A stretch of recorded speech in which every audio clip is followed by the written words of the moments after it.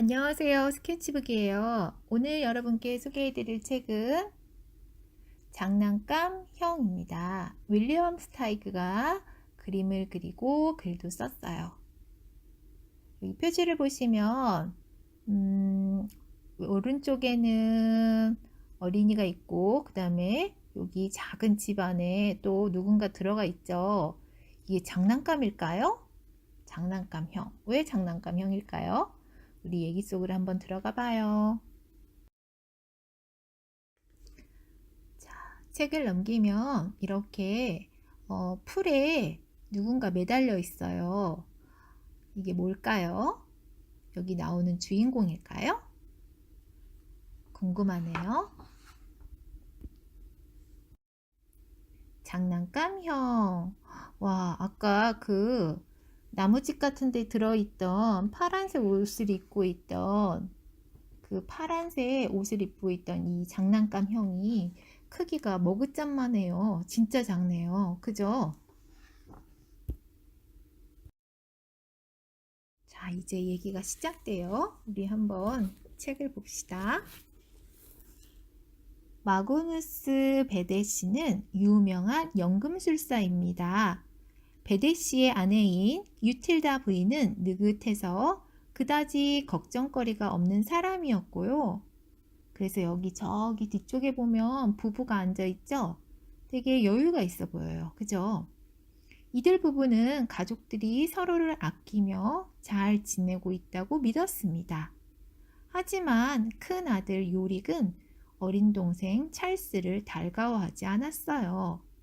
그저 바보 같은 짓이나 일삼는 골칫덩어리로 여겼지요. 여기 앞에 파란색 옷을 입고 있는 사람이 큰아들 요릭, 그리고 뒤에가 아마 동생 찰스인가 봐요. 그런데 찰스가 뭔가를 놀아달라고 하는 건지 얘기하고 있는데 형은 본체만치에 앞으로 가고 있어요.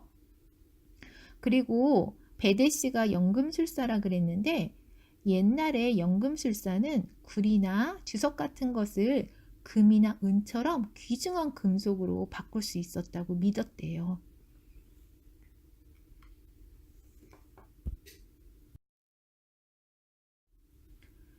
베데 씨가 요릭에게 연금술을 가르친 게 잘못이었죠.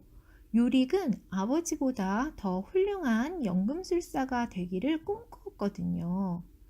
늙어빠진 당나귀의 똥덩어리를 황금덩어리로 만들 수 있다면 요릭은 이런 기적을 꼭 이루고 싶었어요. 그래서 이렇게 바위에 기대고 앉아서 당나귀의 모습을 생각하고 있네요. 그런데 저는 이 장면을 보면서 어떤 생각이 들었냐면 바위하고 당나귀하고 생각나는 책 뭐가 있죠? 맞아요. 우리 얼마 전에 읽었던 실베스터. 그죠? 이 바위가 그 바위는 아니겠죠? 찰스로 말할 것 같으면 닭들을 쫓아다니고 개미집을 쑤셔대며 놀기를 좋아했어요. 염소와 말다툼을 벌이기도 했고요. 찰스는 자기와 놀아주지 않고 이따금 꿀밤이나 먹이는 형을 도무지 이해할 수 없었습니다. 찰스는 노는 걸 좋아하는데 이렇게 동물들하고도 참 잘 지내네요. 그리고 형이 왜 자기한테 그러는지 이해를 못하고 있었어요.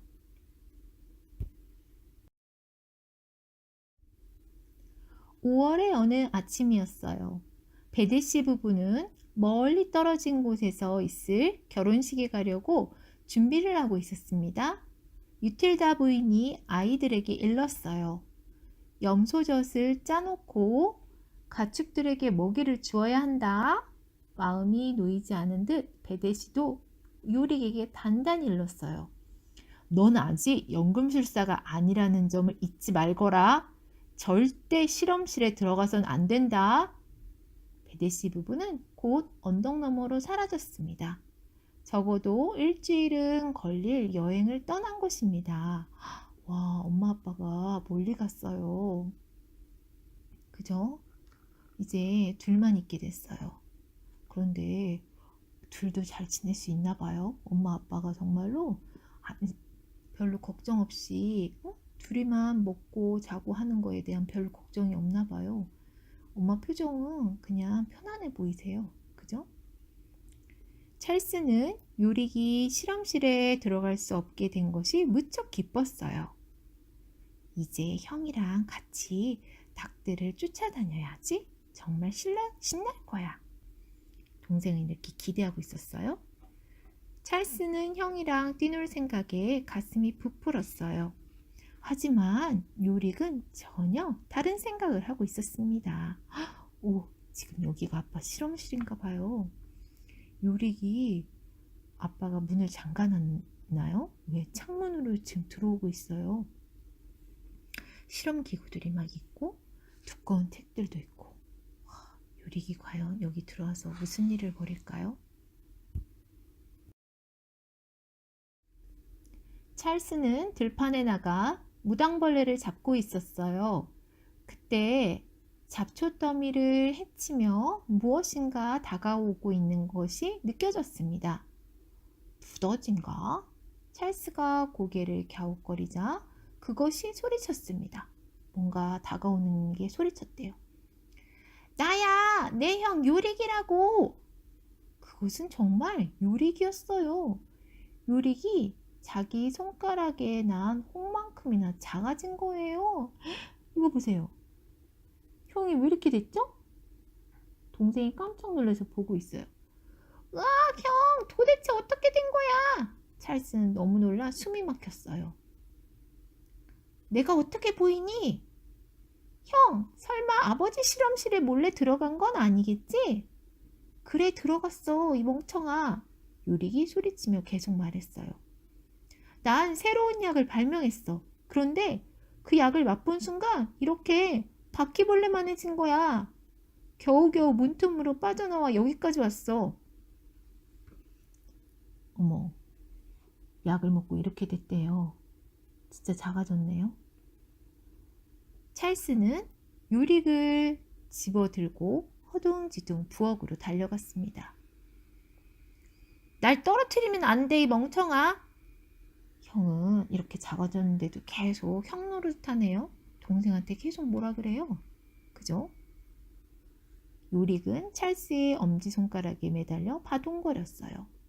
연습 삼아 만든 약 한 방울을 마시고 소시지 한 토막만해지다니 정말 꿈속에서나 벌어질 일이었지요.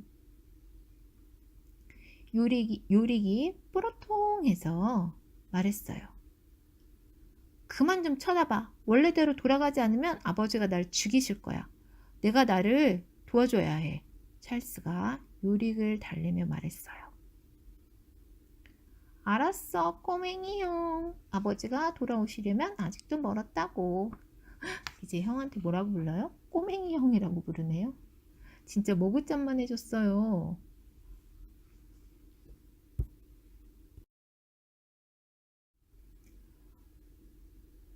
어쨌든 그동안 형이 살 집부터 만들어야겠어. 찰스의 말에 요릭은 마음이 급해졌어요. 뭐? 실험실은 어떻게 하고? 그렇게 너무 보채지 마. 찰스는 흥얼흥얼 콧노래를 부르며 요릭의 집을 만들기 시작했습니다. 찰스는 이 일이 무척 마음에 들었어요. 형하고 뭔가 하고 싶었는데 그동안 못했었잖아요. 그런데 이제 형을 위해서 형하고 뭘 하니까 재밌나 봐요. 드디어 요릭이 새로 만든 집의 창밖으로 머리를 쏙 내밀었습니다. 이런 멋진 일이 장난감처럼 작아진 형이 있는 장난감 집은 꼭 진짜처럼 보였거든요. 형한테 딱 맞는 집을 만들어줬네요. 형아, 저녁 먹을 시간이야. 찰스는 빵 부스러기 3개와 치즈 1숟갈을 내놓았습니다. 하지만 마음이 너무 들뜬 나머지 자기는 아무것도 먹을 수가 없었어요. 형에게 지금 벌어지고 있는 일이 너무 신기하고 이 상황이 그죠? 너무 신기한 거죠. 찰스는 신이 났습니다. 그래서 요릭이 영원히 주머니에 넣고 다닐 만한 크기로 머물러 있기를 바랐습니다. 그래요. 그런 생각을 품는 것은 몹시 나쁜 일입니다. 하지만 저절로 그런 생각이 드는 걸 어쩌겠어요. 맞아요. 형이 아무리 이제 형이지만 몸집이 너무 작아지다 보니까 동생에게 뭐라고 해도 아니면 행동으로 뭐를 해도 전혀 옛날 같은 그런 형이 아니잖아요. 영향이 없어요. 그죠? 이렇게 먹는 것도 아주 조금밖에 못 먹고 이런 형이 너무 지금 신기하고 그죠? 이게 무슨 일인가 하고 계속 이렇게 주머니에 넣고 다니는 장난감처럼 자기한테 뭐라 하지 않는 그런 형이길 바라는 마음에 이런 마음이 들었나 봐요. 형에게 신선한 공기를 마시게 해야지. 그래도 형을 생각하는 마음이 참 좋아요. 그죠? 아침이 되자 찰스는 유릭을 데리고 산책을 나갔어요. 갑자기 하늘이 깜깜해지고 바람이 세차게 불어왔습니다. 그리고 체리만큼이나 커다란 우박이 우르르 떨어져 내렸어요. 유릭에게는 대포알이나 다름없었지요. 유릭이 울부짖었어요. 살려줘! 하늘에서 웬 대포알이 갑자기 막 떨어지는 것 같은 그런 현상이 지금 발생했어요. 우리 유리가 어떻게 해요? 비로소 찰스는 깨달았습니다. 장난감만한 형이 언제라도 위험에 빠질 수 있다는 것을요. 유릭은 당나귀에게 짓밟힐 수도 있고 실수로 엄마 발에 밟힐 수도 있어요. 우유통에 빠져 죽을 수도 있고 아무것도 모르는 고양이에게 잡아먹힐 수도 있습니다. 또 양파를 캐는 들쥐 때문에 다칠지도 모르잖아요. 찰스는 형이 제발 아무 탈 없기를 빌었어요. 형이 커져서 자기를 다시 아기처럼 다룬다 해도 좋았어요. 그쵸? 이게 바로 가족인가 봐요. 이렇게 형이 막상 자기를 잘 대해주지 못했는데 형이 이렇게 작아지고 형에게 무슨 일이 생길지 모른다는 생각을 하니까 차라리 형이 다시 커졌으면 좋겠다라는 생각이 바뀐 것 같아요. 찰스는 요릭을 옷 속에 넣은 다음 서둘러 집으로 돌아왔습니다. 찰스가 요릭의 상처에 약을 발라주며 말했어요. 형을 다시 크게 만들어야겠어. 한번 해보자고. 이제는 요릭이 찰스에게 할 일을 주었습니다. 아버지는 어떤 약이든 그 성질을 누그러뜨릴 해독제가 있다고 하셨어. 내가 마신 약과 반대 성질의 해독제만 찾으면 돼. 찰스가 물었어요. 이 분홍색 약도 섞을까? 요릭이 고개를 저었어요. 안 돼. 내가 시키는 대로만 해. 이것저것 여러 가지를 섞은 후에 요릭이 원하는 해독제가 만들어졌어요. 하지만 그 약에 혀를 대자마자 요릭은 먹은 것을 토하고 쭉 뻗어버렸습니다. 찰스가 보기에 요릭은 꼭 죽은 것 같았어요. 곧 요릭은 어리둥절해하며 깨어났습니다. 찰스야, 할 수 없구나. 아버지가 돌아오실 때까지 기다리는 게 낫겠어.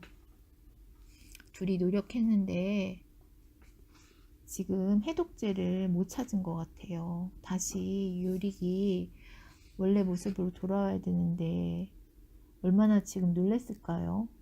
형이 갑자기 이렇게 돼가지고.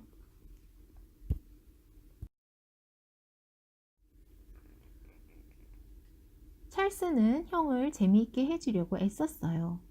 엄마의 외출복 중에 가장 멋진 것을 염소에게 입히고 아버지의 보라색 가운을 돼지에게 억지로 끼워 입히기도 했습니다. 재미난 일들의 마음을 뺏기면 아버지를 기다리는 지루한 시간이 후딱 지나갈 것 같았지요. 하지만 요릭은 즐거워하지 않았어요. 오직 원래의 모습대로 돌아갈 수 있기만을 바랐습니다. 찰스는 동물들하고 친하잖아요. 그래서 동물들하고 지내는 시간이 좋고 그리고 동물들을 통해서 이렇게 웃기고 재밌는 장면을 만들면 형이 좋아할 줄 알았는데 형에게는 별 효과가 없었네요. 빨리 아빠가 오기만을 형은 기다리고 있어요. 어느 날 밤 요릭은 잠든 찰스를 흔들어 깨우며 불안한 듯 말했어요. 내가 다시 커지지 않으면 어떡하지? 찰스는 부드럽게 말했어요. 형, 아버지가 형을 원래대로 해주실 거야. 만약에 아버지도 어쩌실 수 없어서 형이 꼬맹이로 남게 된다면 그땐 내가 형을 평생 돌봐줄게. 내가 결혼한 후에 내 아내가 좋아하건 싫어하건 난 형을 꼭 보살펴 줄 거야. 그러니 걱정하지 마. 어머, 어쩜 이렇게 따뜻한 마음을 갖고 있을까요, 우리 찰스? 그죠? 형이 아무리 자기를 그렇게 했어도 찰스의 마음은 형을 끝까지 보살펴 준다 그러네요. 형도 이 마음을 이제는 알았겠죠?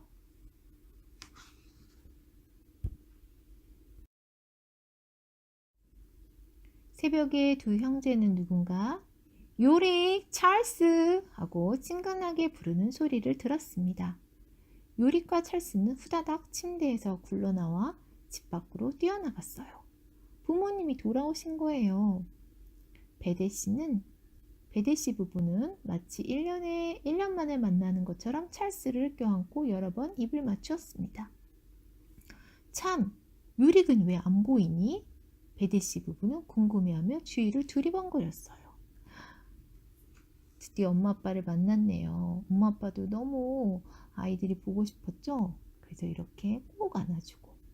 그런데 우리 요리 어떻게 지금 바위 뒤에 숨어 있어요? 아빠한테 혼날 것 같아서 그랬을까요? 아니면 엄마 아빠가 놀라실까봐 그랬을까요? 여기 있어요. 찰스가 요릭을 당근처럼 들어올리며 대답했어요. 베데시 부부는 너무나 놀라 정신을 차릴 수 없었지요. 꼬맹이 요릭을 뚫어져라 들여다보다 다시 찰스를 바라보았고 의심쩍다는 듯 하늘을 올려다보다 서로의 얼굴을 한참 쳐다보았습니다. 마침내 유틸다 부인은 요릭을 들어올려 작은 머리에 입을 맞추고 가슴에 껴안았습니다. 그리고 흐느끼며 말했어요. 내 아가, 나의 조그만 꼬맹이. 베데씨가 기가 막힌 듯 중얼거렸어요. 세상에, 도대체 어떻게 된 일이지? 요릭은 어리벙벙해진 부모님에게 자기가 저지른 부끄러운 일을 털어놓았어요. 그래도 엄마는 빨리 이 상황을, 그죠? 우리 아기, 나의 조그만 꼬맹이 하면서 안아주고 똑같이 찰스에게 했던 것처럼 입도 맞추고. 그런데 아빠는 어때요? 아빠는 막 여러 가지 생각이 들 거예요. 실험실에 들어가지 마라 그랬는데 실험실에 들어갔나? 왜 이렇게 됐나? 하고. 그래도 솔직하게 지금 요릭이 털어놓았어요. 그래야 문제가 해결되겠죠? 베데 씨는 요릭을 즉시 실험실로 데려갔습니다. 내가 만든 약이 그대로 남아있니? 베데 씨가 묻자 요릭은 유리로 된 플라스크에 담긴 모든 약 성분들을 보여주었어요. 유리지치, 곽향초, 석잠, 장뇌, 소금에 절인 양배추 같은 것들이 들어있었습니다. 걱정하지 말거라. 내가 곧 치료약을 만들어내마. 하지만 베데 씨가 만들어낸 약은 아무런 효과가 없었습니다. 요리, 이게 정말 다냐? 잘 생각해봐라.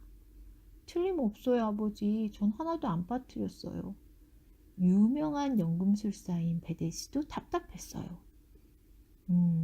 좀 더 찬찬히 생각해보렴. 뭐가 빠졌는지 약이 듣지 않아. 아버지가 유명한 연금술사래요. 그래서 약에 대해서 다 알고 있다는 거겠죠. 그런데 지금 요리가 한 거에 해독제를 만들었다고 생각을 했는데 그 약이 안 듣는 거예요. 그래서 아빠도 지금 이상해하고 있죠. 유틸다 부인은 즐거운 마음으로 꼬맹이 요리기 입을 옷들, 조그만 침대포가 덮인 꼬맹이 침대, 작고 귀여운 쿠션이 놓인 꼬맹이 의자를 만들기 시작했습니다. 또 꼬맹이가 먹기 좋게 작은 푸딩 요리를 해주었고 맛있는 파이도 구워주었지요. 유틸다 부인은 아기가 되어버린 아들을 돌보느라 너무 바빴어요. 그래서 걱정할 틈도 없었지요. 엄마는 지금 이렇게 침대도 만들어주고 의자도 만들어주고 아들을 위해서 아주 정성스럽게 아들이 살기 편한 환경을 만들어주고 계시네요. 마침내 베데 씨가 말했어요. 여보, 도저히 안 되겠소. 좋아요. 전 유릭이 꼬맹이로 남는다 해도 괜찮아요. 유릭은 건강하고 잘생겼고 용감해요. 게다가 점성술에 관한 훌륭한 지식도 갖고 있다고요. 찰스가 끼어들며 맞장구를 쳤어요. 그럼 저도 형이 마신 약을 마시게 해주세요. 우린 쌍둥이가 될 거예요.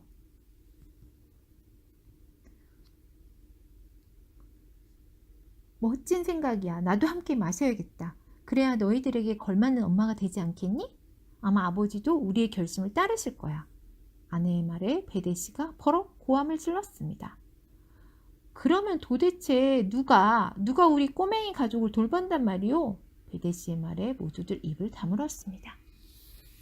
아버지가 도저히 약을 못 찾고 계신 거예요.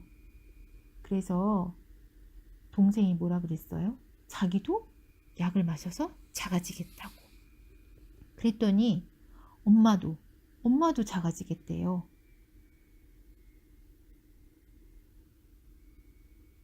그래서 이렇게 형을 사랑하는 마음이 아주 느껴지는 가족인데 아버지는 되게 현실적으로 이 가족을 돌봐야 되는데 어떻게 다 작아지면 어떻게 하냐고 화를 내고 계세요.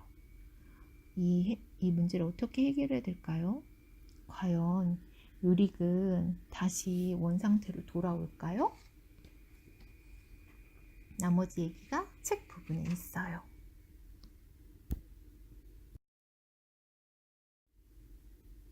맨 끝의 장면이에요. 가족들이 가족 사진을 찍고 있는 걸까요? 요릭은 여전히 당나귀 똥을 황금으로 바꾸고야 말겠다는 꿈을 꾸었어요. 그리고 어린 찰스는 요릭을 닮은 장난감 인형을 만들겠다는 꿈을 키워나갔고요. 이제 두 형제는 진심으로 서로를 고맙게 생각했습니다. 단 둘이 싸울 때만 빼고요. 여기 그림에 보시면 누가 팔짱을 끼고 있어요? 아빠가 엄마한테 팔짱을 끼고 있고 요릭 형이 동생한테 팔짱을 끼고 있어요. 이제 형도 동생을 참 사랑하는 형이 된 건가 봐요. 그죠? 얼마나 동생이 자기를 위해서 다 챙겨주고 심지어 자기처럼 작게 되고 싶다고까지 말했잖아요. 어떻게 해서 요릭이 다시 이렇게 됐을까요? 그럼 오늘 책 소개는 이걸로 마칠게요. 안녕!